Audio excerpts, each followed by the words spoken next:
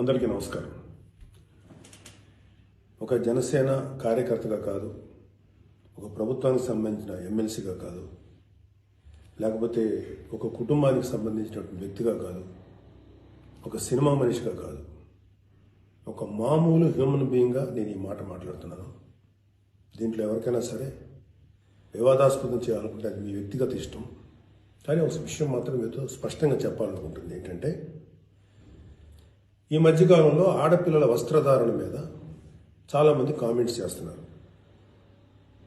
ఓపెన్గా మాట్లాడాలంటే ఈ మధ్యకాలంలో శివాజీ మాట్లాడాడు. Shivaji is not my target. ఒకవేళ ఎవరన్నా సరే శివాజీ నా టార్గెట్ అనుకుంటే అది మీ ఇష్టం. కానీ ఒక టైప్ ఆఫ్ మన సమాజంలో ఒక రకమైన రుగ్మత వెళుతుంది. అదేంటంటే moral policing. It's called moral policing. ఎంత మిత్తులో బతుకుతున్నారంటే సామాన్య జనం చాలామంది ఈ మేల్ చావనిస్టిక్ సొసైటీ, మగ అహంకారంతో ఉన్నటువంటి మన సమాజం, ఆడపిల్ల ఎలా ఉండాలి, ఆడపిల్ల వస్త్రధారణ ఎలా ఉండాలి, ఆడపిల్లలు ఎలా మాట్లాడాలి, ఆడపిల్లలు ఏం మాట్లాడాలి, ఏమి మాట్లాడకూడదు, దీని మీద ప్రతి ఒక్కడు, అతను పండితుడు కానించి పామరుడు దాకా ప్రతి ఒక్కడు ఆడపిల్ల ఎలా ఉండాలో మాట్లాడతారు. ఫస్ట్ పాయింట్, దీన్ని మోరల్ పోలీసింగ్ అంటారు. ఇది ఎగెనెస్ట్ కాన్స్టిట్యూషన్. ఒక ఆడపిల్ల ఇలాంటి వస్త్రధారణ చేసుకోకూడదు, ఒక ఆడపిల్ల ఇలాంటి వస్త్రధారణ చేసుకోవాలి అని చెప్పడానికి మీకేం హక్కు ఉంది? ఏ రైట్ ఉంది మీకు? అంటే మగవాడు కాబట్టి ఎవరి గురించి అని ఏదైనా స్వేచ్ఛగా మాట్లాడతారా? దురదృష్టం ఏంటంటే ఇలా మాట్లాడే మగవాళ్ళకు కూడా ఆడవాళ్ళ నుంచి ఒక రకమైన మద్దతు లభిస్తుంది. మనస్ఫూర్తిగా చెప్తున్నాను, ఖచ్చితంగా వాళ్ళ మనసు నుంచి వచ్చింది కాదు. అందరి యాక్సెప్టెన్స్, భర్త ఏమనుకుంటాడో, ఆ చుట్టుపక్కల మగవాళ్ళు ఏమనుకుంటారో, ఇంకొక వ్యక్తులు ఏమనుకుంటారో అనే మాట్లాడే ఆడవాళ్ళే తప్ప ఎన్నరగా ప్రతి ఆడబిడ్డకి ఒక సెల్ఫ్ రెస్పెక్ట్ ఉంటుంది.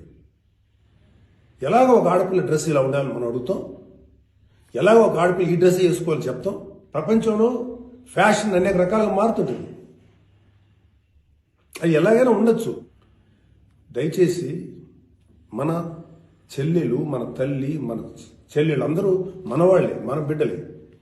ఆడపిల్ల కాబట్టి ఆ అమ్మాయి ఇలా ఉండాలని చెప్పే హక్కు మనకు లేదు. నేను ఇవాళ మీ అందరి ముందు ఒకప్పుడు నేను కూడా అలాంటి ఇన్ఫ్లుయెన్స్లో ఉండి తర్వాత రియలైజ్ అయ్యే తప్పు కదా, నాకేం హక్కు ఉంది, ఒక ఆడబిడ్డ ఇలా ఉండాలి అని చెప్పే హక్కు నాకేముంది అని చెప్పి నేను మార్చుకొని నేను అటువైపు వెళ్తే నాకు ఇంకొక రకమైన ప్రపంచం కనపడింది. అరే వాళ్ళు ఏం తప్పు చేశారయ్యా, వాళ్ళు ఏం తప్పులు చేశారని చెప్పి వాళ్ళని అడ్డగోలుగా మీద పడిపోతున్నాం. ఇలా డ్రెస్ వేసుకోవాలి, వేసుకోకపోతే చాలా వాళ్ళని ఒక తప్పుడు క్యారెక్టర్లుగా ఎలా ట్రీట్ చేస్తారు?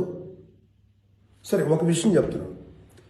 ప్రపంచవ్యాప్తంగా ఉన్న విషయం ఏంటంటే, ఆడపిల్లల మీద జరిగేటువంటి అట్రాసిటీస్ వాళ్ళు వేసుకున్న వస్త్రధారణ మీద కాదు, మగవాడి యొక్క క్రూరత్వం, మగవాడి యొక్క బలం, పశు బలం, వీటి మీద దీనికి తగ్గట్టుగా వాడి పశుబలానికి, వాడి క్రూరత్వానికి తగ్గట్టుగా ఆడపిల్లలు బలైపోతారు తప్ప ఏ ఆడపిల్ల కూడా వస్త్రధారణ మీద అవ్వలేదు. ఇది మిత్. మీరు కావాలంటే ఏ ఛానల్లను చూడండి, ఏ యూట్యూబ్లను కొట్టండి, లేకపోతే ఏ గూగుల్లోనే వెతకండి, చరిత్ర చూసుకోండి. ప్రతివాడు స్టేజ్ ఎక్కేసి ఆడపిల్ల ఇలా ఉండాలి, అలా ఉండాలి, మీరు ఎవరు చెప్పడానికి ఆడపిల్ల ఇలా ఉండాలని? బతకనేయండి. ఏ మగవాడితో సమానంగా బతికే హక్కు లేదా ఆడపిల్లలకి? వాళ్ళకి నచ్చిన డ్రెస్ వేసుకునే హక్కు లేదా?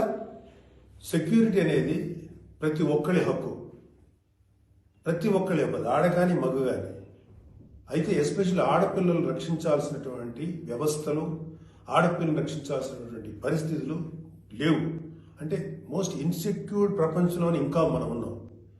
నా యొక్క కన్సర్న్ ఏంటంటే, మీరు ఎలాగైనా ఉండండమ్మా, ఎంత స్వేచ్ఛగానే ఉండండి, ఎలాంటి వస్త్రధారణలు చేసుకోండి.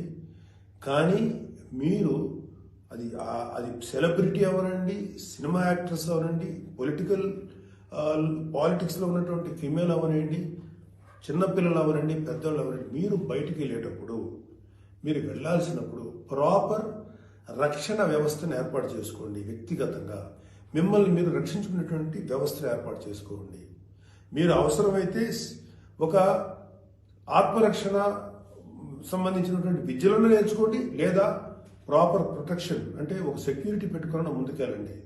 మన దురదృష్టం, మన కర్మ ఏంటంటే ఇంకా మేల్ చావనిస్టిక్ పిగ్స్ ఉన్నటువంటి మన సమాజం ఇది. దుర్మార్గులైనటువంటి మగ జాతి ఉన్నటువంటి సమాజం ఉంది.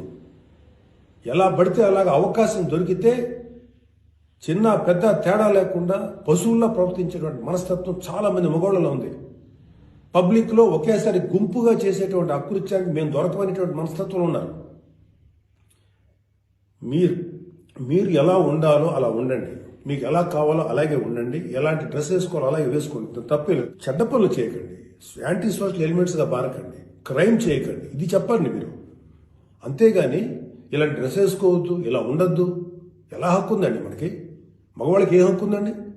మహా చెప్పాలనుకుంటే అమ్మ మీ మీద ఎవరన్నా అటాక్ చేస్తే తిరిగి కొట్టగలిగేటువంటి శక్తిని సంపాదించుకోండి, డిఫెన్స్ నేర్చుకోండి. ఇది ఒళ్ళంతా బట్టలు కప్పుకున్న ఆడబిడ్డలకి ఇదే వర్తిస్తుంది. ఒక స్టైల్గానో లేకపోతే ఒక మోడల్గా ఆడుకున్న డ్రెస్ వేసుకున్న ఆడపిల్లలకి ఇదే వర్తిస్తుంది. దీనికి మగవాడి యొక్క చండాలమైనటువంటి మనస్తత్వం చాలా, అంటే నాట్ ఆల్ మేల్, సపోజ్ కొంతమంది క్రూయల్, ఒక ఆడదాన్ని విలాస వస్తువు చూసే ప్రతి మగ వెధవకి చెప్తున్నాం, వాళ్ళకి ఏ అయినా ఒకటే, ఒళ్ళు నిండా బట్టలు కప్పుకున్నా ఒకటే, మోడర్న్గా స్టైల్గా బట్టలు వేసుకున్న ఆడది ఒకటే. వాళ్ళు కొంతమంది గురించి ఆడపిల్లలు ఇలా ఉండాలి అలా ఉండాలి చెప్పడానికి ఏంటి? మీరు ఒక్కసారి వడ్డాది పాపయ్య గారి బొమ్మలు చూసారా? మన అజంతా శిల్పాలు చూసారా?